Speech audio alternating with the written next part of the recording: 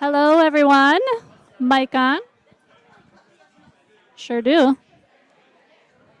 Hello. How about now? Do we have a mic? Can you hear me now? Good evening. Who would you go with? Some technical difficulty here in the studio. One moment. Just a moment.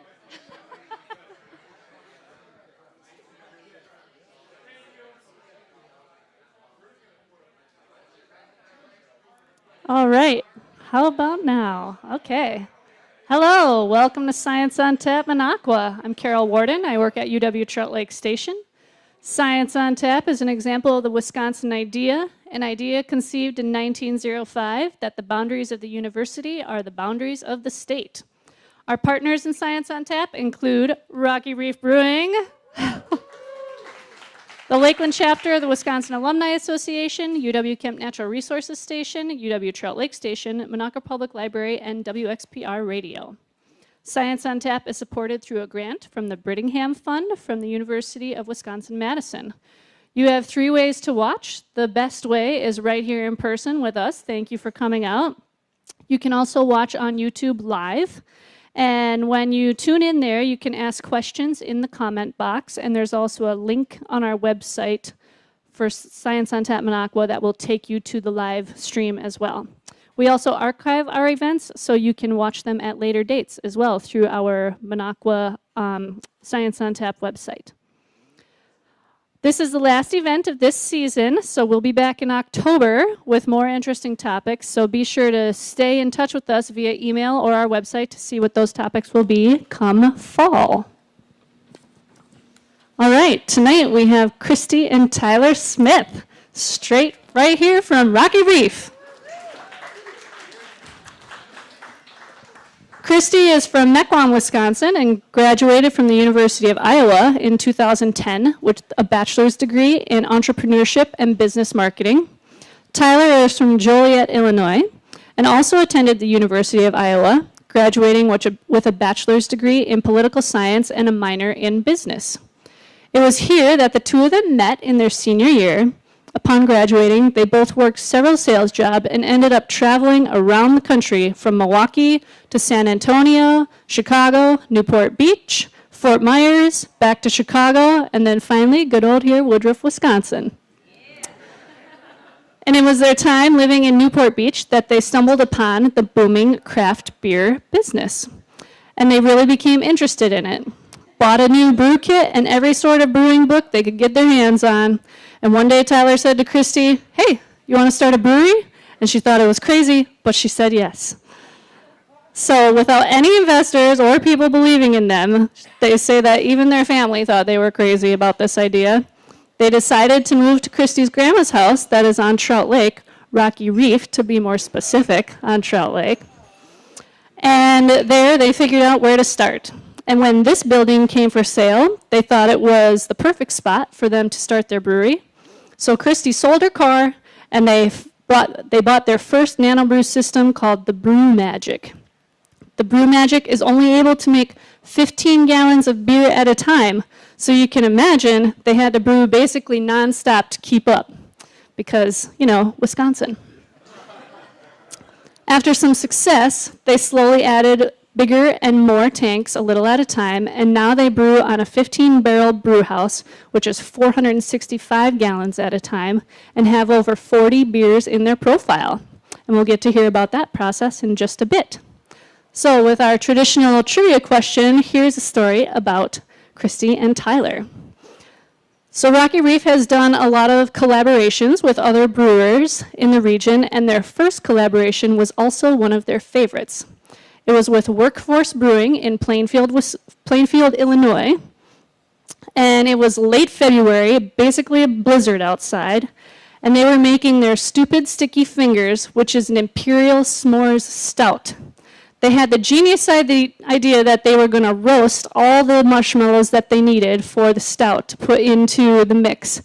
And so there they sat by hand, hour after hour, by their little fire, roasting marshmallows for hours.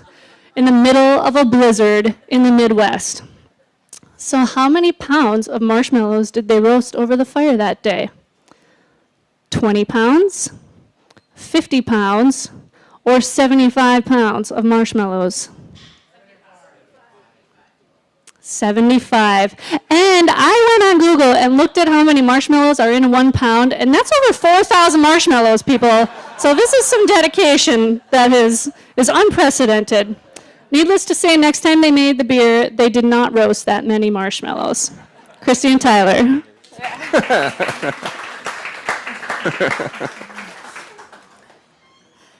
I'm Christy. I'm Tyler. Thank you guys so much for coming. Yeah, cheers, cheers. first, right? Right, cheers. So beer, right? Seems pretty simple. It's water, malt, yeast, hops.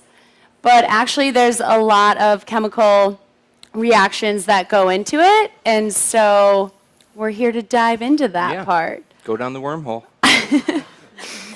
So it starts with malt. So malt is actually grain that, the farmer takes the grain and they take it to a malt house. And the malt house is going to take that grain and dry it out. Through a drying out process, you're going to roast it to different varying degrees. So think of it kind of like coffee. The longer you roast a coffee bean, the darker it gets. The lighter it is. Similar with our malt. So when we're building a darker beer, you're going to pick the roastier malts, and when you're doing a lighter beer, it's the lighter malts. So we take all that malt and we run it through a mill, and the mill is going to crush it up a little bit. So it opens it up to the seed, which is where all the carbohydrates are, and that's what we need for the yeast later on in the process. So we take all that grain and we put it into a mash tun, it's called, and that's where you add water and create a mash. Yep. So, whoa. All right. So we, all the grain Chrissy's talking about, just to put in perspective, let's say we're making this dark beer. I have morning dose right here. We're going to use a lot more chocolate malts, a lot more roasty malts that have been kiln dried a lot longer than, for instance, like the base malt. So our base malt that we need, in most beers, at least like 50%, is just a light colored, kind of to fill the void. And our specialty malts that give us the colors, the mouthfeel, the sweetness, those are in smaller percentages to build that entire grain bill. So if we have 50% of our base grain, we have another 50% to play with to get to that 100. So we can add our chocolate, midnight wheats, our roast barley, our caramel malts to give it maybe that little sweetness, all to help with what flavor we're trying to do with a beer. Lighter beers have less specialty malts to give it the lighter color. Darker beers have a lot more specialty malts. So it's just kind of finding that balance of, what color beer to start and how roasty you want it to be, how big, how sweet. So we'll take all those grains, put them in our grain bill, and then put it in the mash tun where we start. So then we add water, steep it like tea, which actually is interesting too because different malts have different acidity levels. So a roastier beer like his is going to have a higher acidic level. So then that plays into the water profile. So it's funny, in high school, my chemistry teacher was like, this is going to be really important one day. And I'm like, who needs chemistry, And actually, it mattered, lo and behold, in this scenario. Which, good thing he was good with chemistry, because he was there all about balancing the equation between the roasty malts and the yeast and all that, so. Yep, so taking those grains and building that grain profile, and then we add the water. The water is super important. We can't have iron in it. We can't have chlorine. You're all going to get terrible aftertaste if you have any of those getting through any sort of filter. So using Woodruff water, we have to get out, it's hard up here, so we have to get that hardness out, go through a carbon filter. We don't use a water softener. It takes takes too much out. The other opposite way, you could do reverse osmosis water and start from zero. So there's no ions, no anything in the Water. in and the then add it water. back in, yeah. So then you could add it all back in. So our water profiles, like the greatest beers in the world, everyone, if you're in Germany, they say they have the best beer. It's because of their water. Everyone does the same beer process, but the water, to get it to manipulate, to make that end result, is the most important thing. So one of the things that I've realized too, just from going around to different breweries, like I don't know about you guys, but have you ever been to a brewery where almost every single beer kind of tasted the same? So a lot of that is attributed to the water. So they're just dumping water in and adding the ingredients and, making the beer. Like he takes the time to take the measurements to add calcium chloride and different stuff to it to make it like accentuate certain things, like whether he wants to accentuate the hops or, stuff like that. Yeah, so to get those profiles, we add salts back into the beer to get, let's say we're making a Musky Bite, which is like a bitter beer for us. It's an IPA. We want to accentuate more of the sulfites. So we add a lot more gypsum, which is calcium sulfate, into the beer to help make those hops pop. On the flip side, if we're doing more of like a malty beer, let's say Big Red Hen, we want to accentuate the malt more so it's not bitter. So we'll add a lot more calcium chloride, and that helps with the chloride and calcium parts per million for each beer. So to get with the grain bill and all the different kinds of colored grains, we need to get in this pH of 5.2 to 5.6 when we're steeping these grains in our mash tun. So to get there, adding the gypsum and all our salts in, and taking the grains, and if we need to, add some acid back in to hit the perfect pH, so all our simple sugars that we need from that grain, we can release and get them into our wort, and we're To feed the sugar. to feed the Yeah. yeast as we go on. So he's testing that throughout the mash process. We usually mash in at 152 degrees for about an hour. That can vary between beers. But after the mash-in process, you start to slowly move that liquid over to the boil kettle. I say slowly because you can get a thing called a stuck mash. It's happened to us before. You never want that to happen. Yeah. Basically, you're sucking the water out too fast, and all that grain will compact. Concrete. Yeah, concrete. And now you might as well just start over at that point. Like, it is impossible to unstuck a stuck mash. Yeah. But, and then at the same time, you're rinsing it with water because you're trying to extract all the sugars out of that grain. You're rinsing it, extracting all that stuff, moving it over to the boil kettle, and that's where you add hops. Yep.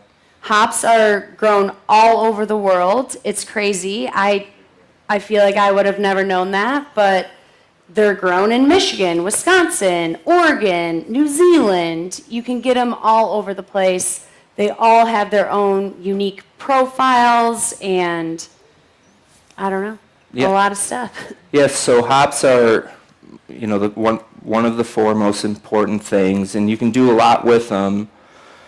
So basically a hop, if you've ever seen one, it comes in, it looks like a cone. They grow like wildfire vines. If you put them in your garden, it'll take over the whole thing. So those are considered fresh hops. They're bitter. You don't want to just eat them. They smell great. They have these lupulin glands in them that has yellow stuff. You can get on your hands. That's like our hop. Like the, what what do I want to say, the aroma or flavor we're trying to get out of them. So we take the hops and put them into our boil kettle. After we rinse all the grain, we go into our boil kettle, put the hops in, and hops go through an isomerization of the transferring of the alpha acids to how much bitterness we want out of a beer. So if we're putting these hops into our beer, the longer we put them in our boil, the more bitter your beer is going to be. So if we're making an IPA, we want to put a lot of hops at the beginning of our boil, whether it be 90 minutes, 75 minutes, 60 minutes, depending on our boil schedule. We'll add a lot more hops at those front-end boil times to get that bitterness that you would taste in the IPA. If you move closer to the end of boil, let's say 15 minutes and under, we're getting a lot more of the aroma of those hops versus the bitterness. Less boiling. Yeah. So a huge misconception too is like hazy IPAs, right? People are like, oh, IPA, gross, it's so hoppy. So when we make a hazy IPA, we actually don't put any what I would call bittering hops. Bittering hops would be you're putting them in at 60 minutes. So for a hazy, you put them in at it's called knockout. So that means you turned the boil off, and now you're dumping in. We put like 23 pounds of hops in, and it whirlpools. But those hops are going to give all of the aroma and the flavor, but pretty much no bitterness at that point. And that's why, I mean, I love hazy IPAs, cheers, but that's and people get so surprised and shocked by hazy IPAs. People will be like, "Oh, I hate like IPAs." I'm like, "Have you tried this? Like, it's not bitter. It's, it's fruity sometimes. Yeah. even like no fruit added. It's just citrus. you get all that flavor from the There you hops, go. which is exciting." But yeah, so after that, so we boil it. Typically, I mean, IPAs boil longer. And all hops have beer, or all beer have hops. Bud Light, any other beer, they all have hops. It's just how you balance that bitterness with the sweetness of the malt. So any beer you want to make, it's all about the balance of sweetness versus bitter.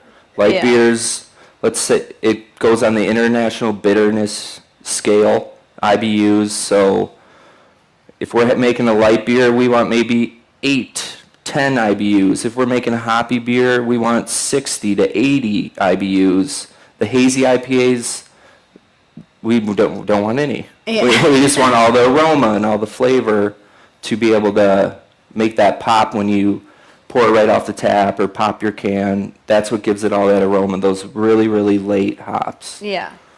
But they're still in there. So after that, the beer goes through a heat exchanger, which is very important. So it takes that like boiling hot water, pushes it through to the fermenter, and puts it at the perfect temperature for the yeast. So the temperature thing is crazy. So we could make Muskie Bite, and let's say we ferment it at 70 degrees. If we made that same exact beer, the same way, same yeast, same everything, and fermented it at 72 degrees, it would be a completely different tasting beer. The temperature thing is very important. The yeast thing is important, but yeah. And also, it's interesting. People are always like, why do you guys have cones for your fermenters? Well, it's because you want the yeast to ferment, and then when it dies, you want it to drop down into that cone so you can get it off the beer. But yeast. Yep. Yeast is a wild thing, so we can go down a lot of holes with that. So if there's any people that make sourdough bread, stuff like that, it's the same type of yeast that we would use. Obviously, a lot of things now they're cross-breeding yeast to do different things, but it's the same Saccharomyces yeast that is used in sourdough or baker's yeast. Brewing yeast is about the same. So for our yeast, they have liquid yeast. We can prop up our own, build it up so it starts eating each other and getting super excited to get all that sugar that we just made from that beer.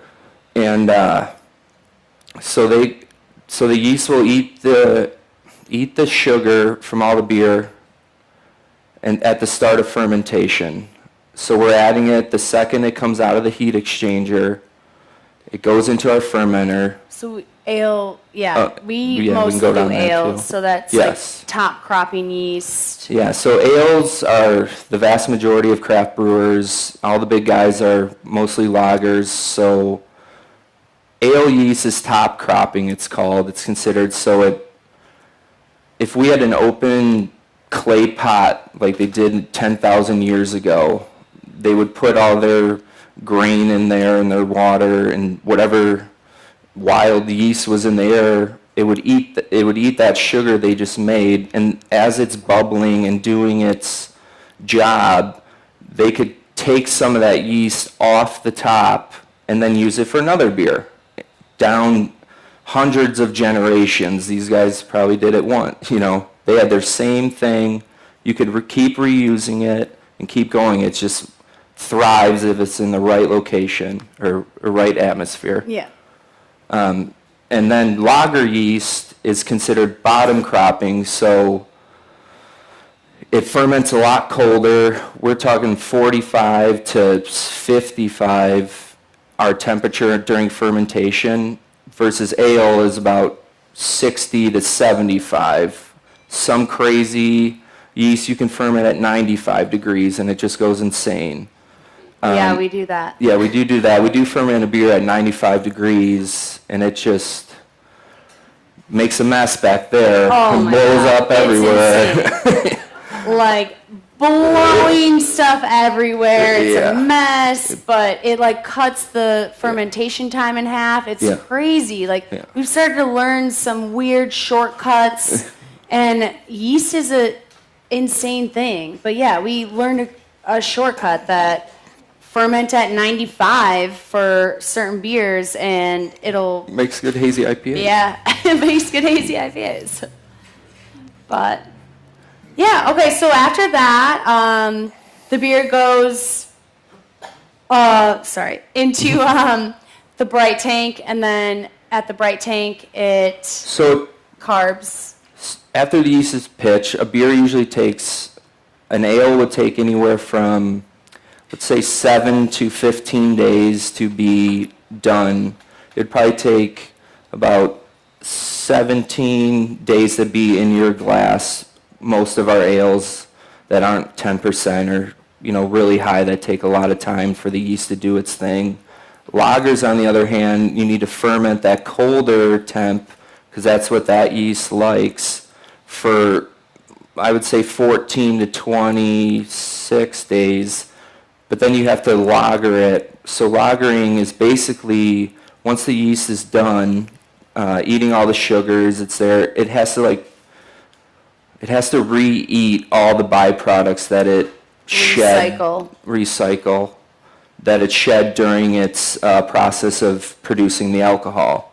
So as the yeast is eating all of it, it's blowing all the sugars, it's blowing CO2 out of our fermenter into basically a closed-off bucket. And then it will. But it also, you could Yeah. technically say that it's blowing off poop. And Right, yeah. it's got to CO2 re-eat. farts. It's got to re-eat the poop, Yeah, and then it yeah. like clears itself up. Yep. It's weird. So it'll keep blowing those CO2 farts for a while. Yeah. And you got to make sure that you time that properly and give it Yeah. the right amount of time, Yeah. because if you've ever had a beer that tasted like butterscotch or I don't know, Popcorn. bad, yeah, it's because Green apple. yeah, like green apple, I don't know. It's because the yeast didn't happen properly. It didn't have enough time. Got it stressed during something. Temperature Yeah. changes. Any yeast like a straight, go to the store every day, get this, come home. They like that round. They don't like round. stress. They don't like it to be warm or cold. They just like perfect. Yeah. So you So can't they gotta- stress out the yeast Yeah. because then it'll be bad. Yeah. You did all this work those, for the last 8 hours, and then you just add this yeast, and then it all goes bad. That's the not worst. Doesn't happen much, but. So basically, after the yeast is done eating, we cool it down in our fermenters. We get the beer down to, let's say, 37. Drops all that dead yeast. So drop all that bad stuff out, and then we can get rid of it. So any of the byproduct on the yeast, it's not sitting on your beer too long that it could create problems. So you don't want to keep done bad yeast sitting on good product. It's a fine line of getting it off, but not getting it off too quick. Yeah. So we get it, once we can get it crashed, and get all the yeast off. He's saying crash, Yeah, which means cooled. he's cold crashing Cold it. crashing the They beer. say crashed. Yeah. Cold crashing. Yeah. And then, so basically, then we would go through to our bright tank, which is basically like a big keg.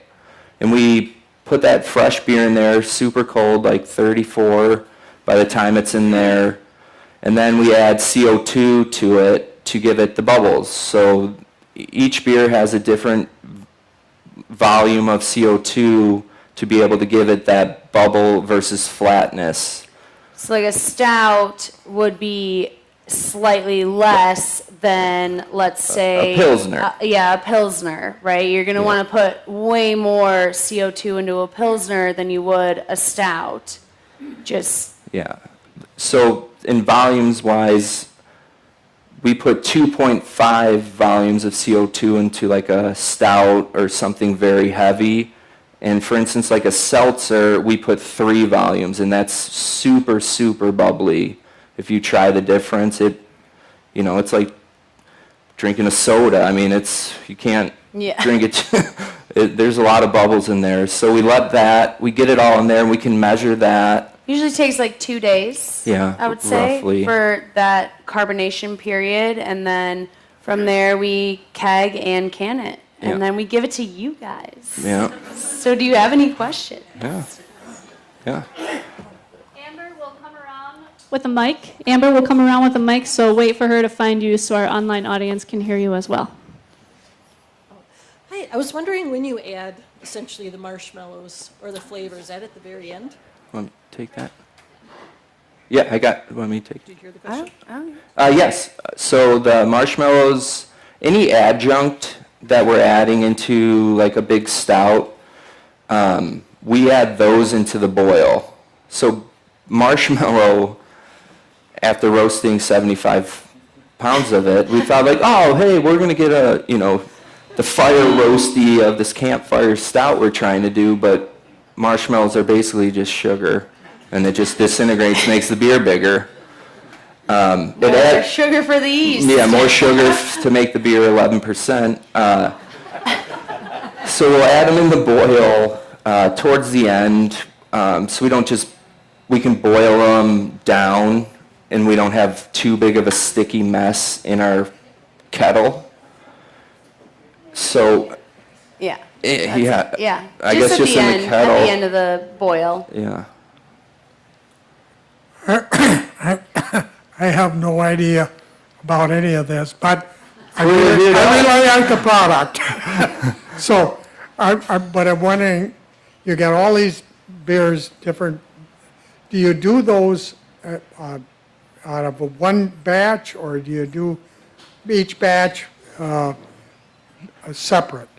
Yeah, each batch is separate. So if we're going to brew, not sure what you're drinking tonight, but if we're going to brew like a hazy IPA, that's one batch. So we typically brew on Tuesdays and Thursdays of each week. Sometimes we'll brew more, but...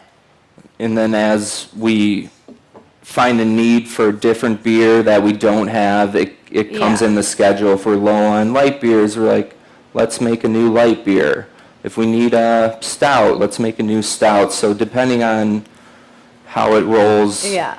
It's kind of dictates our brew path. We are definitely a small brewery. Like some breweries just Make the same beer. they have a whole schedule going, and it's we're just like, what's running low up there? We Yeah. should probably brew it. Let's make something cool today. Let's make Yeah, something new. like- Like we're very trying new things, new Yeah. processes, not brewing the same 6 beers. Which we do have We the have some in 6 the same, yeah. favorites, but we like to switch it up. Yeah. Yeah. Try to have a light beer, hoppy, dark. Try and hit everyone's palate. I was wondering, the hops, are they dried, or do you just throw them in green, like right off the vine, or? So the hops go right off the vine. It's considered a wet hop beer. So we do a wet hop beer in the fall. So basically pick them off the vine, and they need to be in the kettle within 24 hours, or they'll start molding, browning, and all this stuff goes bad. But That's the hop harvest. The Yeah. hop harvest is in September. yeah, So the hops are grown all over the world, but there's the harvest in September, and they'll harvest them. We are lucky that a guy in town grows them, Yeah. and we do it's called a wet hop or a fresh hop beer that we do every September with those fresh hops. But other than that, they pelletize them all. And so they break them down, get all the alpha acids out of them, everything, and then you can use them throughout the year. But you cannot do fresh hops throughout the year. There's a harvest, and then yeah. Everything, once the hops are harvested, they either need to be pelletized, sent to a brewery for wet hops, or frozen Yeah. as wet hops. But 90% of craft brewers like us use pelletized hops. It's just easier for the hop producers to The control. equipment, too. The Yeah. equipment. Like even when we do like a fresh hop beer, you got to be careful, right? Yeah. Like you don't want all those particles going through your equipment and It getting can get stuck. Yeah. Like everything goes through little pipes. The more, The pellets go in and they disintegrate really easily. yeah, they're easier to work with. And now it's called cryo hops. Yeah, So it's like powdered hops. I don't know. Got a two-part question. Do you make a porter? And the second part is, how does a beer become a porter? We do make a porter. I named my son Porter. Unfortunately, it's a winter one that we make. But yes, we do make a porter. So porter is, to put in perspective, people think stouts are heavier than porters. Porters are actually a heavier, roastier beer than, Stouts. Heavier Yeah. mouthfeel, right? yeah. Like heavier The adjunct mouthfeel. stouts, the big adjunct stouts that people do these days that are 8-10% they seem heavier, but the base beer of a stout versus a porter, if you think of Guinness, it's super light.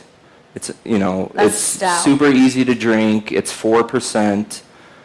But the porter and anyone around the world is always heavier. It's more robust. It's more chocolatey. It's basically a thicker mouthfeel. Yeah. So and that goes back to the grain Yeah. bill. So the grain bill is going to be different. You're going to add more. We want the stout to be more pillowy than the porter to be more like robust. Yeah. Right? Yeah. In theory, yeah. I really like the feel of a nitrogen head on it. Yep.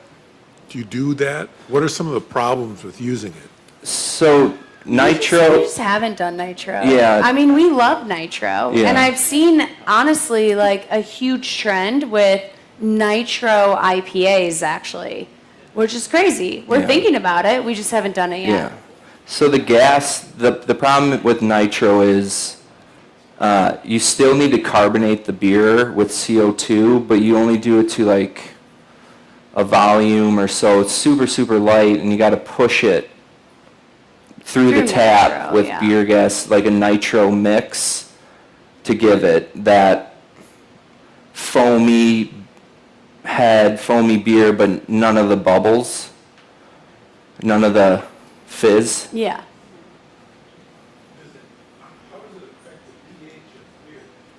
It won't affect it at that point because the beer's already Yeah, done. but- So it's just more of like the presentation and how you're pushing it towards the customers. So if you're pushing it through CO2 versus nitro. Yeah. Yes. Yep. Yep. It's Instead just the of- way that you're serving it. It's a Yeah. serving tool. Think of Yeah. it that way. Instead of blasting bubbles through high carbonation, you have a much lower with nitro. Yeah. And you need to push it with the nitrogen, beer gas mix to be able to. How did they do that in Ireland? Mark, you have to use the mic. I don't have a mic. How did they do that 300 years ago in Ireland? So they had casks back then. Sure. He asked about nitrogen in beer, if we do anything nitrogen related. And how it gets pushed through. So back in the old days, they would have their casks of wood beer in the basement, so it's cold enough, and they had like a hand pump to be able to get it to wherever it came out. So it wasn't really nitro. They just kind of naturally carbonated their beer with. Oxygen. No, I don't they even know. Like, So they naturally carbonated their beer with sugar in the cask, and it was just a super low volume at the time to mimic that they nitro. created nitro. When nitrogen beers. Because it's like super undercarbonated, essentially, is the flavor, Yeah. right? In a sense. Yeah. So, and yeah, it comes from the olden times. Yeah. Guinness. I'm sure they went. So you talked a bit about your grain bill. Are you strictly barley, or are there other grains that you use? And then second, how big is a batch in gallons? Is it 100 gallons, 200 gallons? What do you make at a time? So we do 465 gallons for each batch. Which, by the way, we started by making 15. Yeah. Which is Crazy. Way different. But yes. Sorry, keep going. Sorry. All right. So the Question. Yeah, Grain bill. we use all grain. So we use barley is the main source. So we use a 2-row barley. So it just there's 6-row. 2-row just has 2 veins coming off. The 6 has 6. We use wheat. We've used rice before to make like A lager. like a light lager. So like if you think of a Bud Light, they use rice as one of their, on top of their barley. We've used rye. Oats. We oat- use oats in the hazies. Yeah, so the oats and wheat flaked help with haze, mouthfeel of beers to kind of keep it that hazy profile in suspension so it doesn't drop out, but mostly barley. Okay, next. First of all, thank you for the humanitarian work you do. Thank you for coming. Cheers! So this is a historical question. I just read a really interesting article. So the beer that built Wisconsin like 1890 to 1920, do you know what that was? Schlitz beer. Schlitz. Yeah. Connected, those of you locally know the Uline name? Yep. That was connected to it.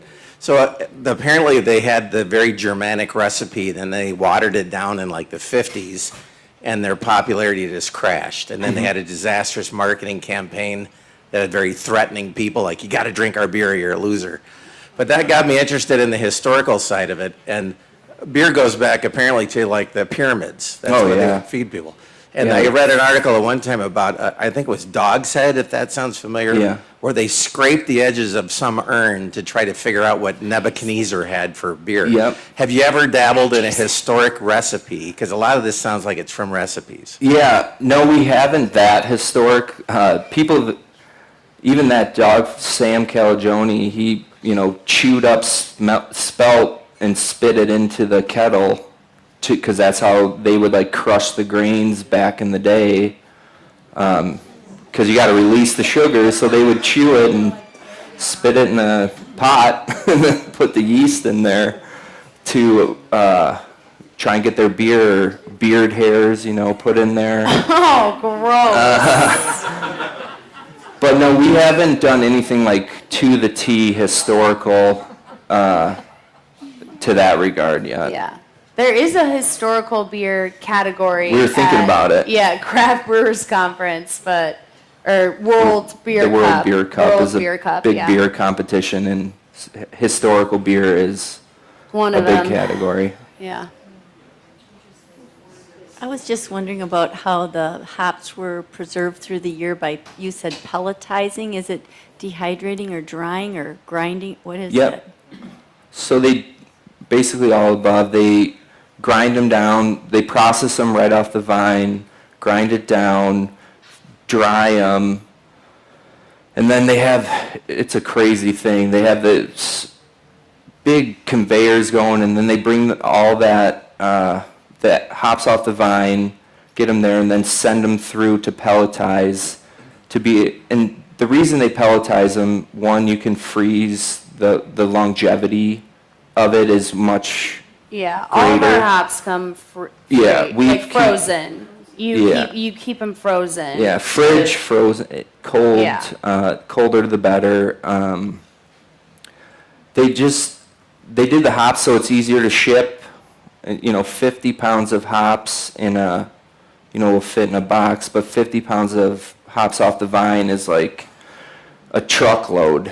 Yeah. Like we picked vine, we picked so many have you hops. guys ever been here for like a hop picking party Yeah. in September? Oh my gosh. So we bring all the It hops and have takes everyone. forever, Yeah. you guys. You're just Like like, each one, and by the next morning, like they are already starting to turn brown.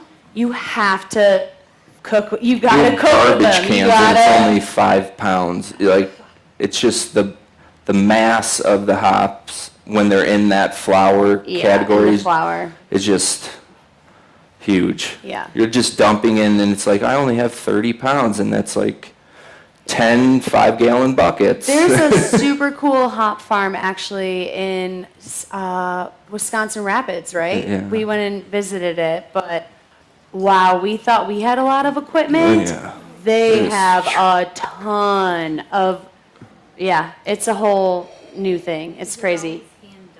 No, they have They have these big insane, tractors that yeah. like cut the vine. So they basically this rafter they hang all the hops down football fields of rows. So there's always rows of it, and they hang up high. So the machine comes through and basically cuts the top vine and then cuts the bottom and like pulls them through like a corn harvester roughly. And they pull all these hops in and then bring them to the facility, but it's To the they just like conveyor. mow these big wine hop vines that are just for miles. Yeah, it's cool. And then they process them, however, sorry. So do you use any unmalted grains in your stouts or other beers? No. Well, we do use raw wheat in a couple hazies. None that we have here, but I guess oats, unmalted. That's about it, right? Nobody's asked about how to make a sour. Oh, I feel like hey, Lolo. I'd be the person to ask that, but I'm assuming like every beer is a little bit like either less labor intensive or more, but what is the average time for a beer like from start to finish? And then also tell me about a sour, please. So the brew day for us is about so cleaning is 90% of brewing. You're a glorified janitor. The 6 hours or so it takes us to mash in, lauter, boil the hops, get it in the fermenter is roughly like 6 hours. And then once it's 2 more hours of cleaning after that. and then once it's in your glasses, depending on the beer, is between 14 and 23 days away.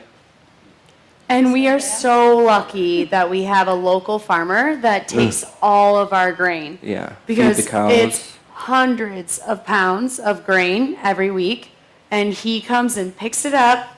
He feeds it to his cows. They love it when And it we has do. no sugar in it because we just They love extracted it it all. when we do dark beers. I guess he said that they like. And I've seen videos. They just come running. Like he pulls in and is like. It makes me feel good, like it's getting repurposed. But sour beers, crazy, right? How do we make a sour? Guess what? Well, we mash it, and then when we transfer it to the boil, told me I can't tell the secret. So it's a we- secret. We put in Greek yogurt, to be honest. So, Greek yogurt has all of that natural bacteria. Lactobacillus is the Yes. bacteria we're looking for in a sour beer. So we dump it into our boil kettle, close it off, make sure no bacteria gets out, let it do its thing for about 2 days, and then we boil it. So we boil all that bacteria off, but it had already done its job. It soured the beer, and that's how we make our sours. Yeah. All natural, guys. We're all natural, baby. Are there different strands of yeast that you use for different beers, or are they all the same, or? Yeah, we use all kinds of different kinds. German, U.S., just a plain ale yeast. We use British yeast. It's all based on, the beers of the world for hundreds and hundreds of years to kind of manipulate those beers. So yeast companies now, are trying to make a New England yeast strain because that's where New England IPAs started. They're trying to make a German lager so you can make the best. Yeah. They also, like Hefeweizen Yeah. or, So every kind of style you're looking for has different characteristics of the yeast that they try and manipulate to help with that. I guess on that same yeast page, earlier you said, all yeast is essentially the same, the brewer's yeast is the same as your sourdough and all that. So what is the difference in yeast from top fermenting to bottom fermenting, or why does one act that way and one the other? So all yeast is not the same, sorry. yeah, not all There's yeast. like thousands of yeast strains. He was just trying to So put it in Saccharomyces is like the yeast strain, the motherhood of yeast strains that like baking yeast, brewer's yeast all stem from, and then basically wherever you're at in the world has different wild yeast that infiltrated that particular brewery, in brewing sense, infiltrated that brewery to make that certain beer. So now the yeast companies. Let me just chime in on that. So also, all the history books we read and stuff. So even these rafters, right? Like dust accumulates, and they'd be brewing in here, and that all goes into whatever they were brewing. Yeah. So it's like atmospheric and created, added to the yeast and created these. It's crazy, but Yeah, so it's.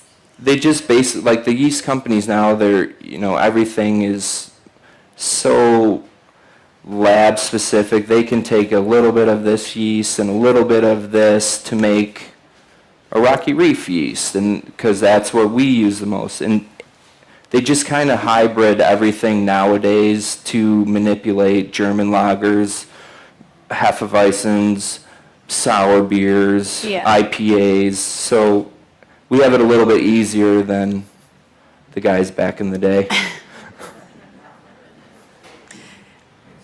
So you guys, you kind of started early on with the water that you used.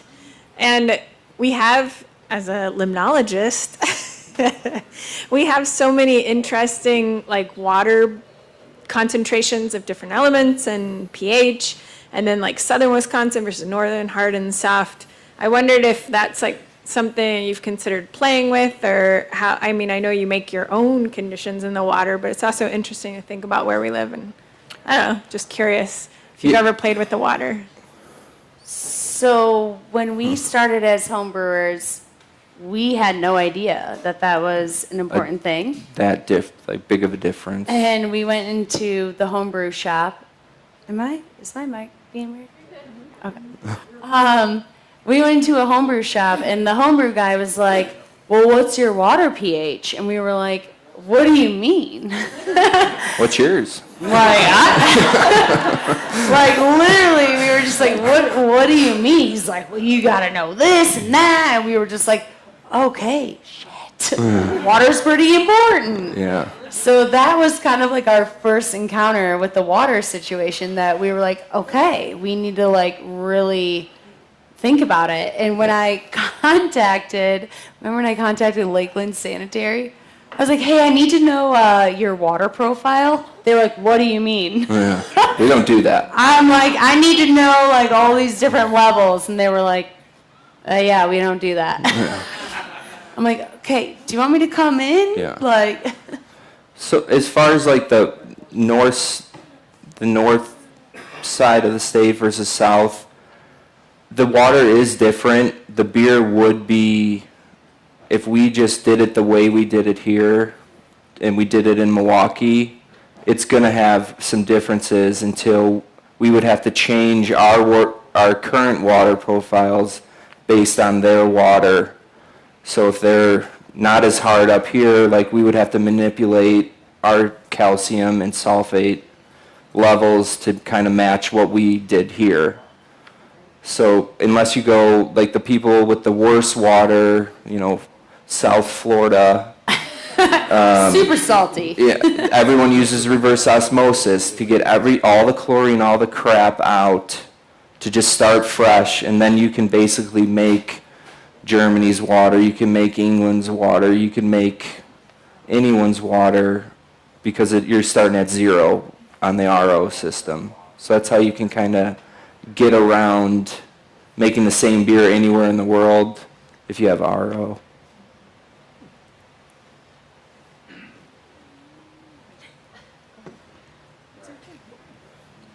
I mean, so you don't use RO? You don't go to No, we don't. We use Woodruff water.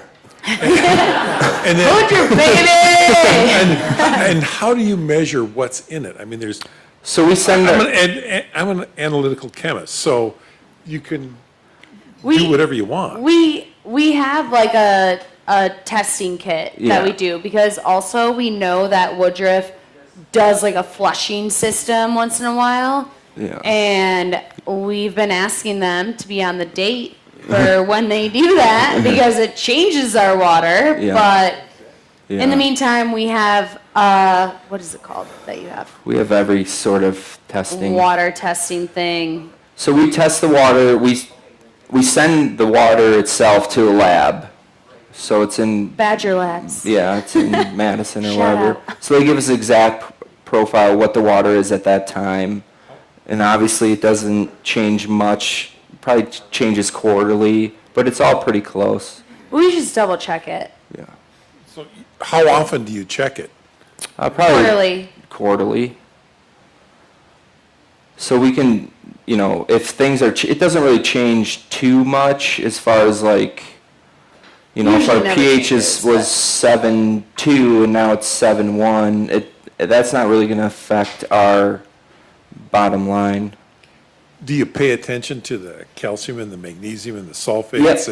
Because that can change dramatically. Yes. I used to test the water in Rochester, Minnesota, and my God, spring runoff, it was horrible. Yeah, the spring's the worst here. Spring, too. yeah. But we and didn't have they do any their snow. flush. Yeah. So it shouldn't be too bad. But yeah, the big things we focus on are calcium, magnesium, sodium, chlorides, and sulfates. We've got an online question here. So someone is wondering what the most epic disaster you've ever had is? Gosh. Epic disaster. Carol tried to ask that question. What was an epic? I would say. You try and forget those ones. Yeah, when somebody tried to flush a diaper down our toilet and it clogged up our entire sewer water in our brewery, and we were just like, Yeah. That was don't even want to talk about it. That's why we don't even talk about it. There's a lot of bleach happening in that situation. Yeah, that was probably. That was the worst. Or if our glycol Do went not out. flush anything other than toilet paper down there. What? Oh, I didn't know if you had some more to say. Oh yeah, that was another one. But. Oh, yeah. So what's the story behind you on the wall? Is that mural by someone else, or did you guys do it, or? No, this is based off of a poster, but They actually, her and her friend took like 80 hours one day to take this. Not one day. I mean, 1 week. It wasn't 80 hours in a row. we were super poor, Yeah. okay? We did not have a lot of money, and I was How do we like, make how am I gonna decorate this wall? I saw a cool beer poster, so I recreated it, but I also put a bunch of different beers that I liked so that I Yeah. can't get in trouble for So yeah, basically, copyright. it's all the beers of the world and how they go. Like the ale yeasts are top cropping and lagers are bottom cropping, and how all the beers kind of tie together, ale versus lager, and but yeah, good poster, a lot of time. Eventually, our goal is to have a tick for each beer, try and make them all. You need to wet his wings. Something else, surprise him. So I'm wondering if there's any health benefits to beer. It's fermented. So are there any that are more healthy or A anything beer like that? day keeps the doctor away, you know. The sour beers actually have great things going for your gut. Yeah, gut Like health. there's a lot of those the natural, lactobacillus. yeah, like bacterias, almost similar to like kombucha. So our sour beers are naturally, they'll get you moving. So I'm curious to know if you market or distribute beyond the brewery proper here. Thank you, Joe.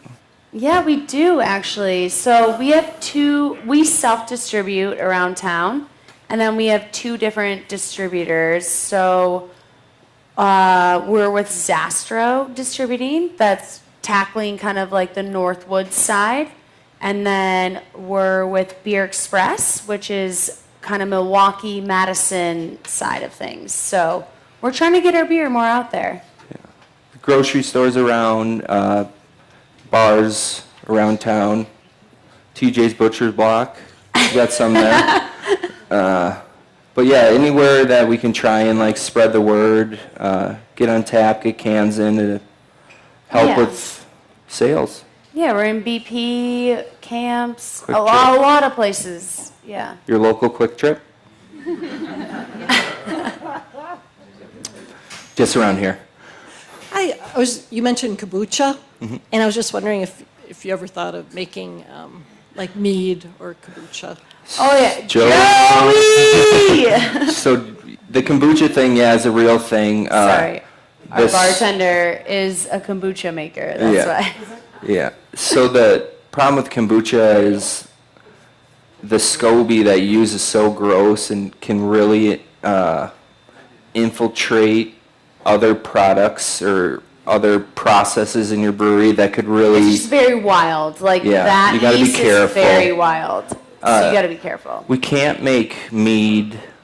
No. Per our license. Just because of our licensing. We can't do cider. We can make seltzers, like hard iced teas.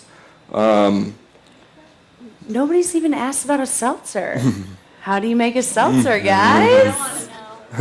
Sugar, water, CO2. carbonation. Flavor. It's crazy.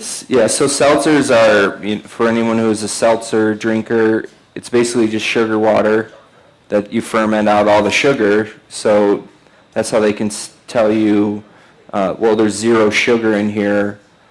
The yeast eats below our gravity readings of specific gravity. So water is on our specific gravity scale 1, and all our beers start at 1080 or 1095. But if a seltzer goes below water, it ate all the sugar, so they can technically Say it's 0 calories. 0 cal, 0 sugar, or natural sugars from the fruit they add. But most people just put extract in there.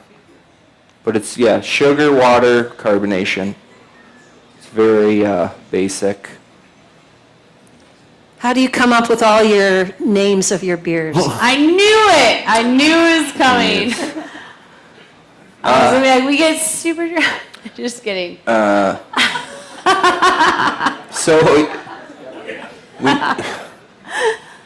all right, well, We basically, do some taste tests. yeah, so we kind of just sit around as like a team and start shooting off whose line is it anyway? Just whatever comes out our minds, put it on paper. If one sticks, it works. If it doesn't, it doesn't. We don't have like a Wait, a what route. about musky bite though? Musky bite. Yeah. So the first time we moved up here, we were living at my grandma's, just trying to live for free. We didn't even have this building yet. We had our little brew kit, whatever, it was 15 gallons at a time, living at Trout Lake, and we were like, all right, let's brew a beer. And I'm like, let's use Trout Lake water. That's illegal, I So think. wait, aren't you part of the DNR? So we hauled buckets up of Trout Lake water into our boil kettle. We boiled it for a while. Yes, of course. Sanitized it. And made this beer, and we called it Musky Bite. And that is like our first flagship, and it turned out so good, and it was crazy. Yeah. But it's just like, Yeah, whatever I don't know. comes to our mind. No specific route of any certain names, like we have to all be the same this way. It's just kind of random. Whatever is funny at the time. We have a question back here about the outhouse and how that got its name. It's a brown ale. Tyler! Yeah, he thought that would be funny. Some You people had an think it's funny, outhouse some- growing up. Yeah. Not growing up, at your party cabin. Yeah. You got a party cabin with an outhouse, and it's funny. We made a brown ale. Yeah. People laugh. Sometimes. Have you ever looked into what it would take to put an organic beer on tap? Would it just be the ingredients and what the cost difference would be from what you're using? So organic, grain, hops, yeast. Yeast would be impossible. Hops, grain. So we can do that way and put it, we can tell people that it's organic, but for us to put it on a label that says we're organic, we can't. Yeah. Just because our facility isn't technically organic. The process we're using is organic. The yeast would not be organic. But it's certified. just, but we can get organic grain, organic hops. But we do hops sometimes if there's certain hop varieties we need, but the whole organic. A lot of the hop farms even that we choose Yeah. from, they are like small hop farms, Yeah. and they're through an exchange. So we're through the Michigan Hop Exchange and the Wisconsin Hop Exchange. So it's all small farmers that are wanting to sell their hops to us. Yep. And then that's just like the center point that we buy it through, Yeah. and then we get it. Yeah. So if organic things come up, yes, we have and can get it, but the majority is not technically, the barley's not technically organic. So you have so many different beers, and I'm amazed at the consistency that you guys have. How do you keep these records? You know, you have so many different sources. How do you keep the records on how to, the recipes? I'm sorry, I couldn't hear you. What was that? Perfecting the recipe?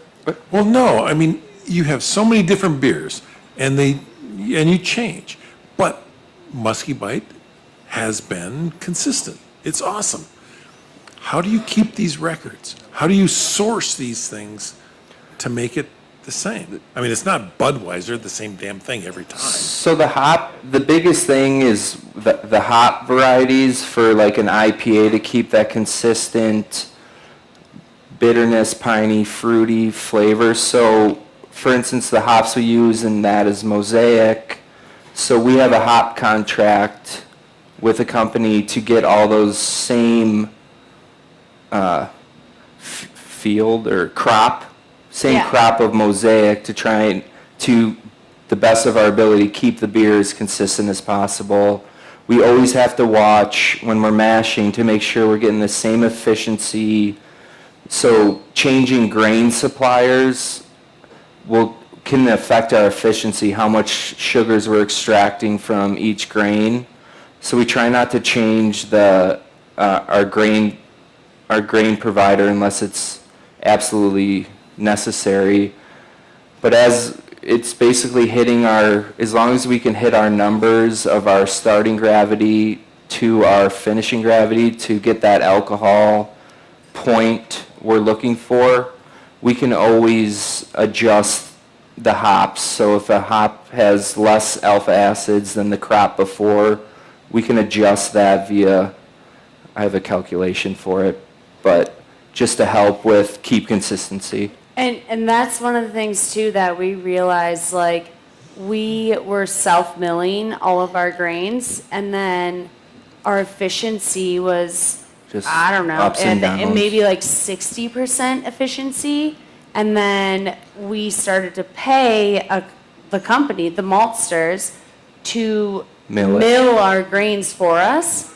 And our efficiency went from 60 to 90. And we were like, wow, like we are saving so much money. They're the professionals at the malting and They're the best and the facility. grinding and the whatever. We'll just take it from here. So that was crazy. That was a crazy realization because we were trying to save money because they charge you more Per milled. for milled, but we were like, wow, we're saving money now. Yeah, so consistency on the grain Yeah, crush for is sure. important. Super important. What's a typical work week for you both? Do you get a day off and do you sleep? Neither. We have 3 kids that keep us up all night. And then the work week is, We've got 5, 3, and 1.5. which is And Joe. Yeah. So our work week is basically we try and brew 2 times a week, depending on our fermenter space. We have 7 fermenters, excuse me. So if something's low, we got to fill it. If that means brewing 2 times a week or 3, we'll do that. And then in between brew days, we're usually either canning or kegging beer, cleaning the front, cleaning the back, Labeling. janitorial work mostly. Everything. That's about it. Lots of cleaning.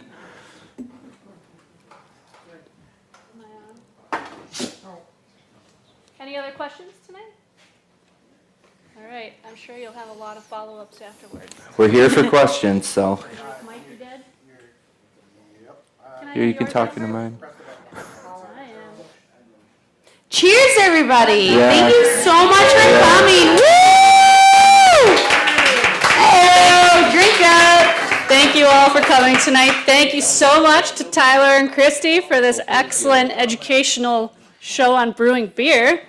Thanks to everyone who participated and to our sponsors, UW Trout Lake Station, Lakeland Chapter of the UW Alumni Association, Rocky Reef, Monaco Public Library, Kemp Natural Resources Station, and WXPR Radio, and the Brittingham Fund.